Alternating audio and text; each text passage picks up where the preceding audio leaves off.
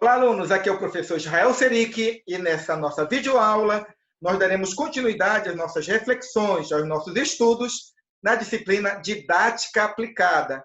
Nossa última aula, nós falamos sobre as tendências pedagógicas, as tendências liberais e as tendências progressistas. Essas tendências, elas definem o perfil do professor e definem também toda atividade que se desenvolve no processo ensino-aprendizagem.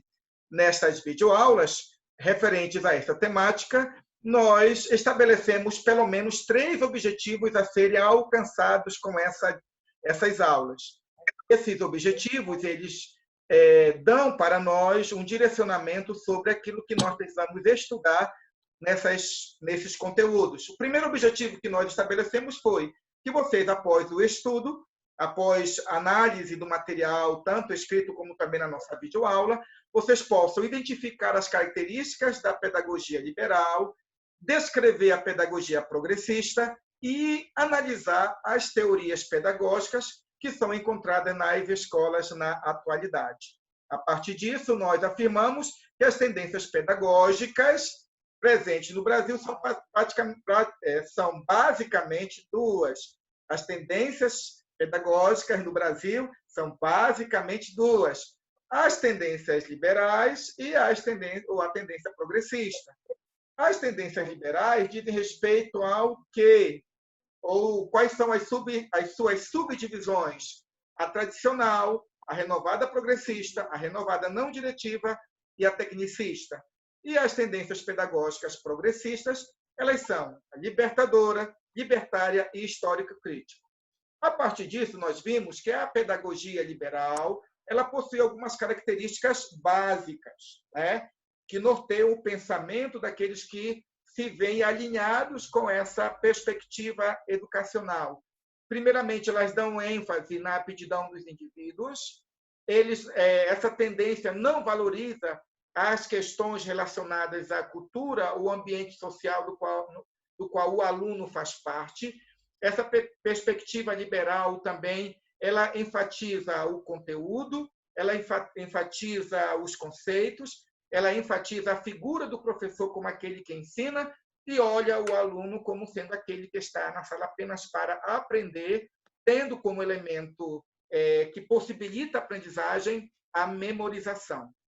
Aí nós vimos, então, que essa pedagogia liberal ela está subclassificada em tendência pedagógica liberal tradicional, tendência pedagógica liberal renovada progressista, tendência pedagógica liberal renovada não diretiva e tendência pedagógica liberal tecnicista. Quanto à pedagogia liberal tradicional, o que nós estudamos? Nós estudamos que ela está presente no Brasil desde a chegada dos padres jesuítas, visto que esses padres, ao chegarem ao Brasil, eles vêm trazendo uma cultura teológica, uma cultura tradicional, uma cultura educacional voltada não somente para a catequese, como também para preparar pessoas para assumirem posições estratégicas na sociedade colonial, como também esse grupo de pessoas, essa ordem religiosa, também vem como finalidade combater o desenvolvimento do protestantismo, tão presente lá na Europa.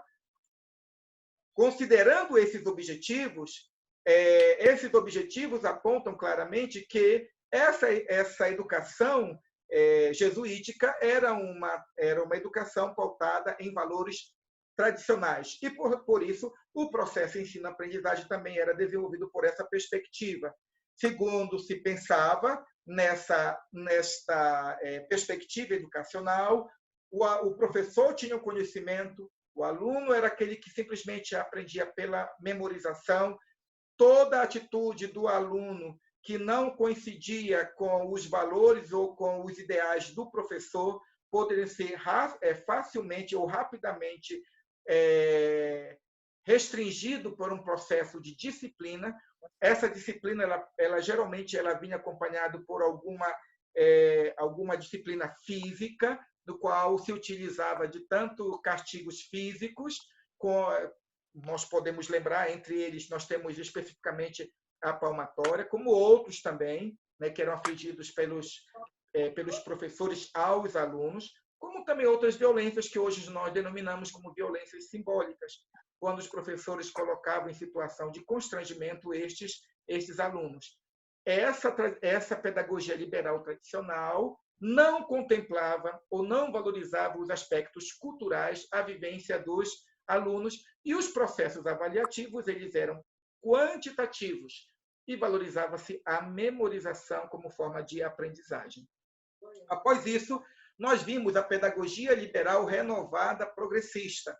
E nós estudamos que, em um determinado momento, lá na Europa, alguns teóricos, alguns professores, alguns pensadores começaram a perceber que o mundo estava em uma nova conjuntura, em um novo espaço, em uma nova realidade social, uma nova conjuntura tecnológica, científica, educacional. E, dada essa realidade de um novo mundo, com uma nova realidade, com uma nova característica, era preciso que o sistema educacional também fosse organizado a partir deste novo mundo. A partir daí, pensou-se na necessidade de colocar de lado a educação tradicional, pautada no intelectualismo, na atitude livresca, olhando o aluno como aquele que era simplesmente passivo no processo de aprendizagem, e o professor como aquele que detinha todo o conhecimento. Esses novos pensadores, esses novos teóricos, eles perceberam basicamente duas coisas importantíssimas para o processo de aprendizagem, fundamentais. Eles começaram a afirmar, primeiramente, a figura do aluno como aquele que aprende, como aquele que pode ser ativo no processo de ensino-aprendizagem, como aquele que traz para a sala de aula toda uma experiência, toda uma cultura. Este aluno agora ele é visto não como um ente passivo no processo de aprendizagem e de ensino. Este aluno ele é visto agora como um ser ativo.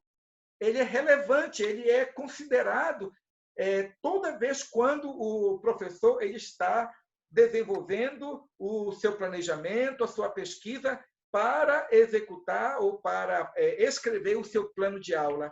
Anteriormente, na pedagogia tradicional, o professor tão somente ele tomava para si os livros e, tendo consciência de quais conteúdos deveriam ser ensinados, o professor tão somente chegava na sala de aula e ensinava para todos, considerando que todos eram iguais e que todos tinham as mesmas habilidades, as mesmas competências, as mesmas condições de aprenderem.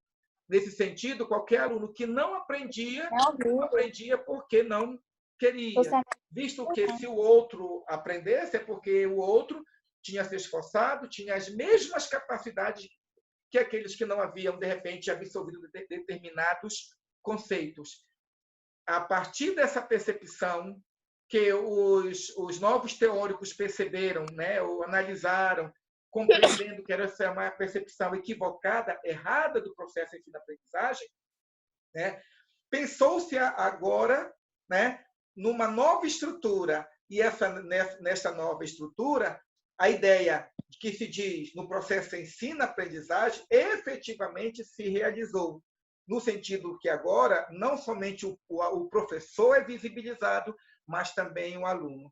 E essa nova forma de ver, né, pela pedagogia liberal renovada progressista, fez com que esses teóricos apontassem claramente de que o aluno ele pode ser o agente da sua autoeducação, da sua autoaprendizagem, e que, a partir dessa percepção a respeito do aluno, o professor deveria fazer, então, uma reflexão sobre si. Quem é o professor? Qual é a sua função? Qual é a sua responsabilidade? Qual é o seu papel neste processo chamado ensino e aprendizagem? Então, percebeu-se que o professor ele entraria como mediador, como aquele que vai estimular o aluno a partir da sua experiência, a partir das suas habilidades, das suas competências, a criar o seu próprio conhecimento. A figura do professor neste processo, certamente, não é minimizado e nem é desconsiderado. Entretanto, afirma-se que a função do professor estimular o aluno a buscar os seus próprios caminhos, perceber novas vias de aquisição do conhecimento e chegar também às suas próprias conclusões.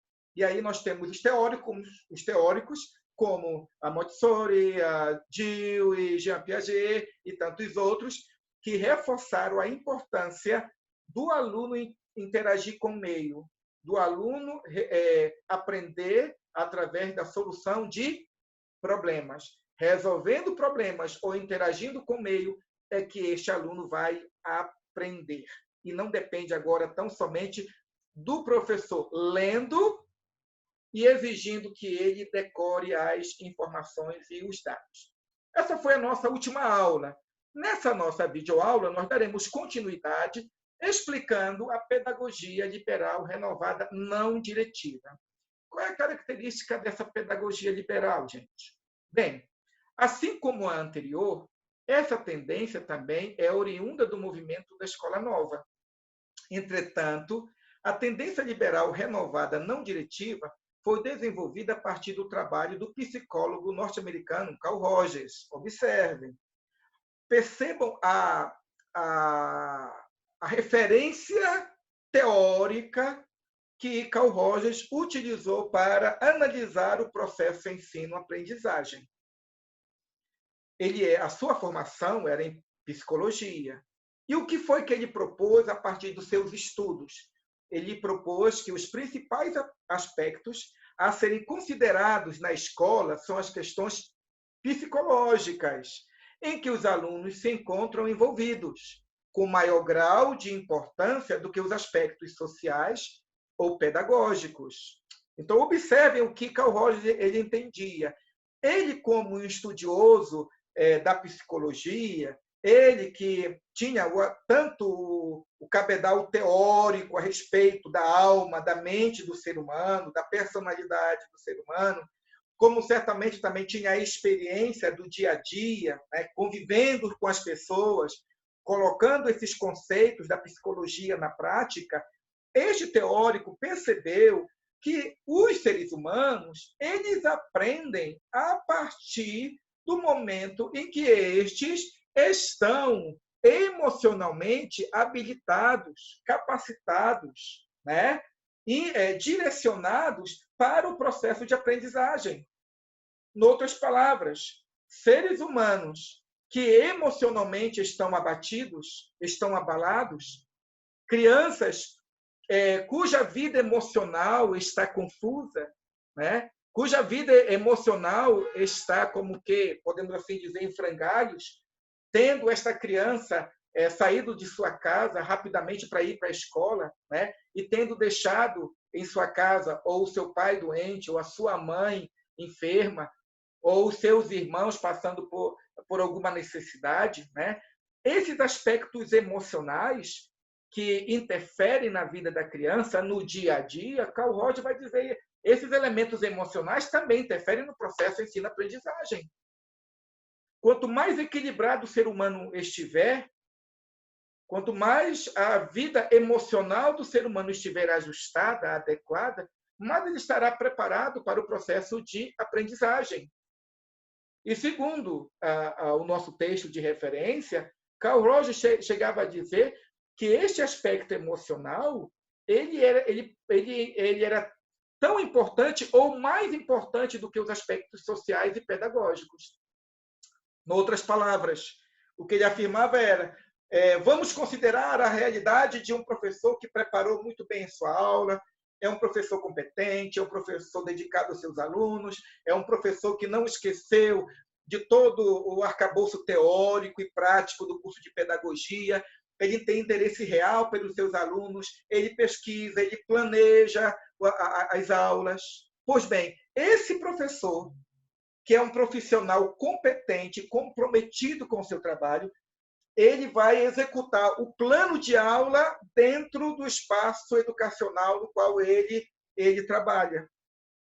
Todo esse esforço enorme que esse professor desenvolveu antes da aula executada, certo? Pode ir à bancarrota, pode não ser eficaz, por um único fator, O aluno, para o qual ele preparou todo o processo educativo, os alunos que estavam na mente dele, e ele conhecendo as características culturais desses alunos, as competências desses alunos, ele preparou a aula pensando nessas competências e nessa cultura dos alunos, mas não colocando o elemento emocional, psicológico dos alunos, né? Esses alunos vão para a sala de aula e esse professor vai colocar em prática o seu plano. Entretanto, esse plano, muito bem arquitetado, esse plano de aula muito bem planejado, pode não dar certo. Pode não alcançar os objetivos pedagógicos, didáticos pretendidos. Por que não? Porque, infelizmente, de repente, uma boa parte da sala de aula, ou determinados alunos, não estão emocionalmente adequados para o processo de aprendizagem. Então, segundo Rogers, é preciso que o professor ele cuide dos aspectos emocionais, dos aspectos psicológicos dos seus alunos. Os procedimentos didáticos, então, Libânio vai dizer, observe, os procedimentos didáticos, a competência na matéria, as aulas, os livros, tudo tem muita pouca importância face ao propósito de favorecer um clima de desenvolvimento e realização pessoal, o que implica estar bem consigo mesmo e com os seus semelhantes. Então, segundo a Libânio, ele explicitando, ele explicando o pensamento de Carl Rogers, ele vai dizer que as competências na matéria, o professor pode ser muito douto, muito capaz, tanto no que toca a ter conhecimento profundo das áreas que ele vai explicar, mas também competência de ensinar com propriedade. Esse professor ele pode trazer todos os livros, esse professor pode trazer todos os recursos midiáticos, todos os recursos que nós temos hoje para chamar a atenção, o interesse da criança para estudar. Contudo, se esta criança ela não estiver realizada pessoalmente, se ela não estiver bem consigo mesma, se ela não estiver bem emocionalmente com os colegas com os quais ela convive diariamente, ou se ela não estiver bem, né, há algum elemento fora da sala de aula que intervém, né, negativamente no seu emocional, né, esses aspectos negativos vão acompanhar a criança para a sala de aula. E, portanto, segundo essa perspectiva pedagógica liberal renovada não diretiva, é preciso que o professor ele fique atento aos aspectos emocionais. E esse professor deve criar um clima de acolhida, um clima de desenvolvimento, um clima de valorização dessa criança como indivíduo, como uma pessoa que tem sentimentos e que tem uma maneira muito peculiar de viver no mundo, de interpretar o mundo e de se relacionar com este mundo. E quando eu digo este mundo, me refiro às coisas e às pessoas, porque as coisas, as realidades interferem e as pessoas também, certo? Então, quando eu digo coisa, eu me refiro, por exemplo, à fome, à pobreza, à enfermidade. Essas realidades, elas mexem com o nosso aspecto psicológico, elas mexem com o nosso aspectos emocionais, elas mexem com o nosso desenvolvimento pessoal. E as pessoas também que convivem conosco também interferem nisso. Então, o professor ele deve estar atento a esses aspectos psicológicos, esses aspectos do desenvolvimento pessoal da criança, porque, tendo os olhos nesses elementos, o professor pode melhor mediar o processo ensino-aprendizagem. Além disso, nós também podemos dizer que os conteúdos e os métodos de ensino são secundários ou menos importantes. Tudo bem? São secundários ou menos importantes. Observem as ênfases. Como nós falamos anteriormente no início dessas videoaulas, falando sobre as tendências, certo? De acordo com o professor, de acordo com aquele que assume uma postura na sala de aula, algumas características dessas tendências, elas podem estar presentes de uma forma mais contundente ou menos contundente, mais forte ou não.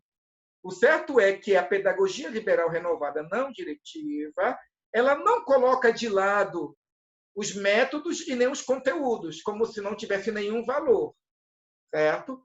Pode ser que algum professor supervalorize isto, colocando estes elementos, o conteúdo e os métodos de ensino, em uma posição muito secundária, muito distante, certo? É possível que isso ocorra, depende muito da figura do professor e das perspectivas que ele tem a respeito do processo de aprendizagem.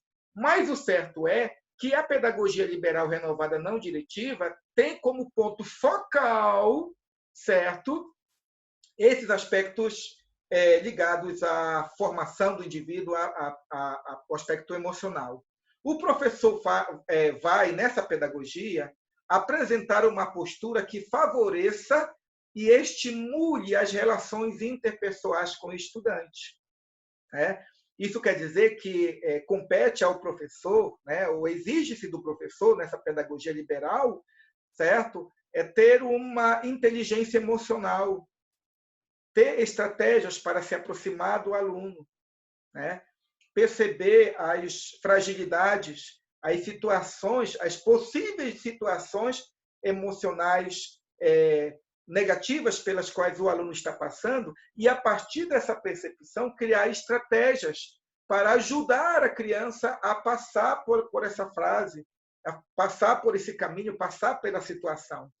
O seu jeito de ser e a crença de que, agindo assim, ele vai se autodesenvolver, Ou seja, na medida em que o aluno ele é estimulado nas suas relações interpessoais, na medida que o aluno é visto como aquele que precisa ter a vida emocional equilibrada, que o ser humano precisa estar bem com o seu semelhante, que ele precisa ter um autoconhecimento, e esse autoconhecimento deve gerar ou pode gerar estabilidade para a criança, esse professor ele acredita que isso vai contribuir para o autodesenvolvimento da criança, primeiramente como indivíduo e depois, como consequência, isso vai ter aspecto no processo ensino-aprendizagem.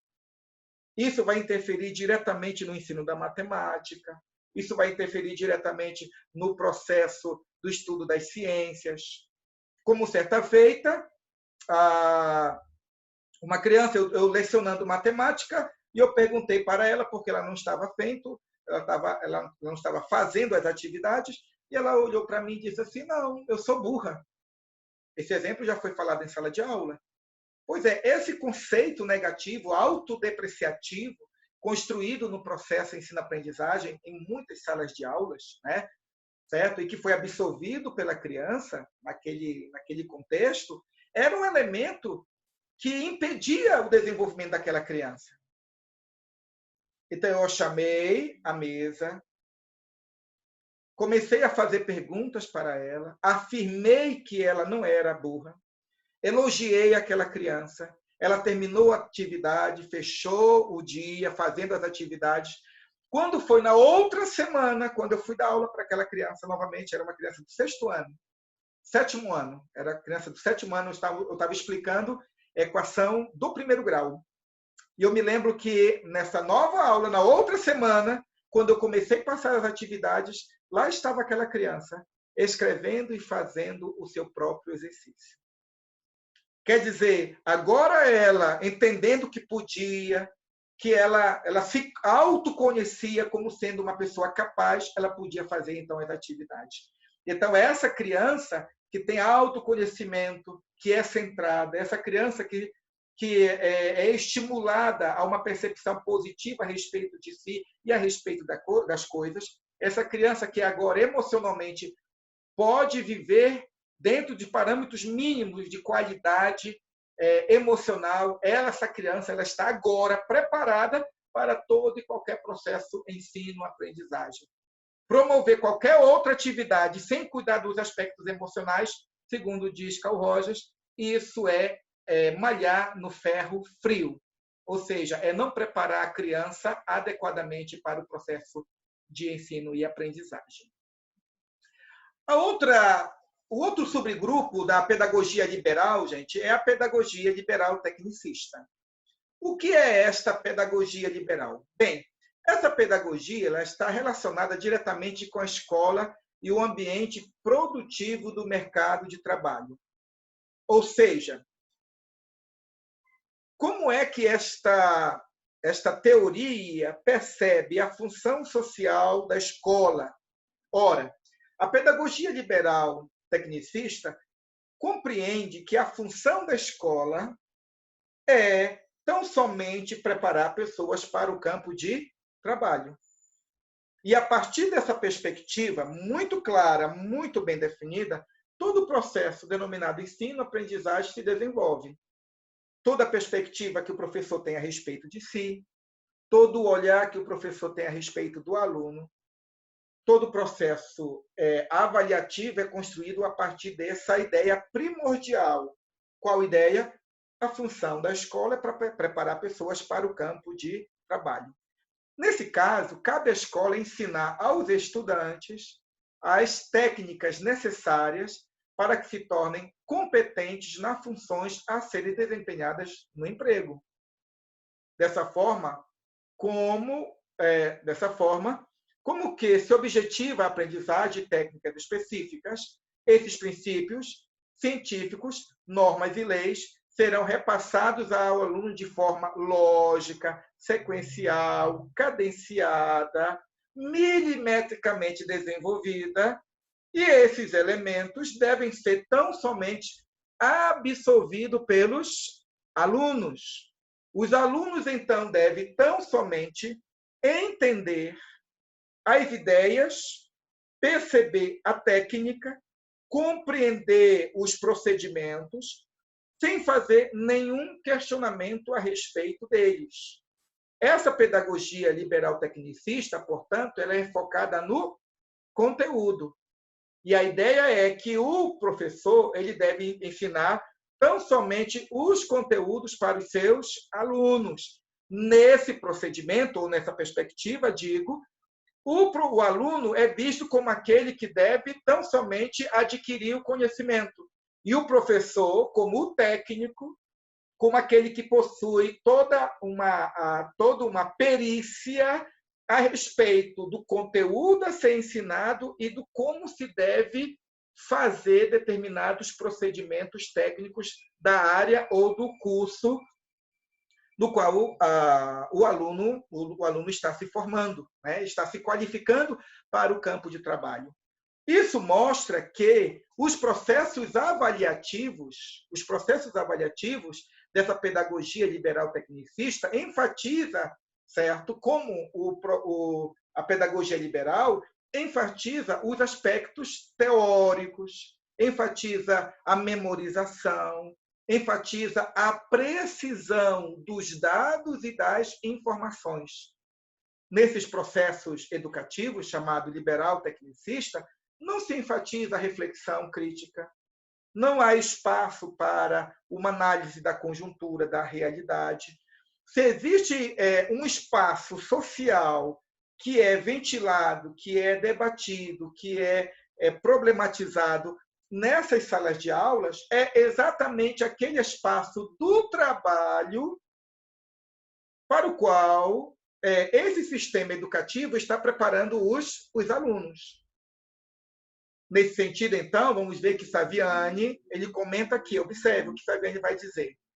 Com base no pressuposto da neutralidade científica, inspirada nos princípios da racionalidade, eficiência e produtividade, a pedagogia tecnicista advoga a reordenação do processo educativo de maneira que torne objetivo e operacional. Dessa forma, ao valer-se de técnicas e procedimentos que reforçam a transmissão e a recepção de informações, ela restringe o espaço de discussões e debates eventuais. Ou seja, em uma sala de aula onde a pedagogia liberal tecnicista ela é a lei que dirige todo o processo de aprendizagem e de ensino, não há espaço para processos de reflexão. Não há apontamentos relacionados à criticidade de como os trabalhos se realizam, ou como ele deve ser trabalhado, como ele deve ser executado. O que existe é o professor, que é o técnico, que tem a experiência no campo de trabalho, que tem o capital de conhecimento teórico já acumulado durante anos e anos e pela sua própria experiência de trabalho, e que agora está diante dos seus alunos que querem ir para trabalhar numa empresa, querem trabalhar no mercado, e estes devem agora beber na fonte primordial de toda a sabedoria, de todo o conhecimento, de toda a técnica, que estão sintetizados na figura do professor. E aí nós percebemos, então, que essa pedagogia liberal tecnicista não qualifica as pessoas, não prepara as pessoas para a vida em sociedade, para assumir uma posição social, para assumir uma função de trabalho na sociedade e ter uma visão crítica sobre o próprio trabalho que realiza, visto que essa pedagogia não oportuniza aos alunos refletirem criticamente sobre o trabalho que realizam. Em termos práticos, podemos ver, por exemplo, aqueles que estudam em determinadas instituições e estão, por exemplo, fazendo curso técnico em enfermagem, ou tecnológico em enfermagem. Esses cursos, os professores estão mais preocupados no fazer bem do que refletir sobre os aspectos sociais do fazer bem. Vamos pensar hoje na situação na qual nos encontramos, na pandemia, né? Vejam quantas pessoas, milhares de pessoas estão sendo atendidas pelos enfermeiros pelo Brasil afora. Existem milhares de jovens que saíram dos cursos técnicos ou tecnológicos, né, e que hoje estão aí, trabalhando, atendendo essas pessoas. E dentro desse universo de pessoas que atendem os doentes, existem aqueles que somente estão vendo sobre o aspecto mecânico do processo, do procedimento técnico. E existem outros que estão tendo uma visão política, uma visão social, uma visão mais humanística do processo de atendimento dessas pessoas que estão sofrendo. Aqueles que olham de uma maneira fria, né? Aqueles que olham por uma perspectiva puramente técnica, mecânica, o atendimento dessas pessoas que sofrem, são exatamente essas pessoas que receberam toda uma instrução, todo um preparo técnico a partir de uma pedagogia liberal tecnicista. Aqueles enfermeiros que hoje tratam e cuidam de outras pessoas e que recebem essas pessoas doentes e ponderam sobre o perfil social, o perfil econômico, que ponderam, né, e fazem suas reflexões sobre as implicações políticas, econômicas de toda essa pandemia, essas pessoas, elas se mostram como que tendo sido formadas em um ambiente cujo curso era técnico, mas os professores eles não eram comprometidos com a pedagogia liberal tecnicista. Porque, visto que eles refletem, visto que eles criticam, visto que eles têm uma percepção do mundo social e percebe que o cuidado que eles devem ter com essas pessoas está para além do aspecto técnico, está para além dos dados e das informações, né? Então, essas pessoas, ou esses enfermeiros e outras pessoas da área da ciência, se mostram como que qualificados e preparados dentro de um sistema educacional que deu para eles a oportunidade de não somente serem peritos na técnica, mas terem olhos, terem lentes de perceber outros elementos relacionado à política, à economia, à cultura dessas pessoas que estão sendo atendidas. E essas pessoas que estão sendo atendidas, certamente, elas estão sendo muito mais bem atendidas por essas pessoas, por esses agentes da saúde, que não foram educados por uma pedagogia liberal tecnicista do que aqueles que foram apenas educados por professores que deram muita ênfase tão somente ao como fazer e pouca ênfase ou nenhuma ênfase na necessidade de olhar para os pacientes como pessoas que possuem uma casa, que possuem um estrado social, que possuem uma cultura, que estão dentro de um aspecto econômico e que, portanto, devem ser cuidadas a partir dessas realidades, a partir dessas realidades. Portanto, pessoal, quando nós falamos sobre as tendências pedagógicas liberais, às quais nós nos referimos, então, à tendência pedagógica liberal tradicional, a tendência pedagógica liberal renovada e progressista, a tendência pedagógica liberal renovada não diretiva e a tendência pedagógica liberal tecnicista.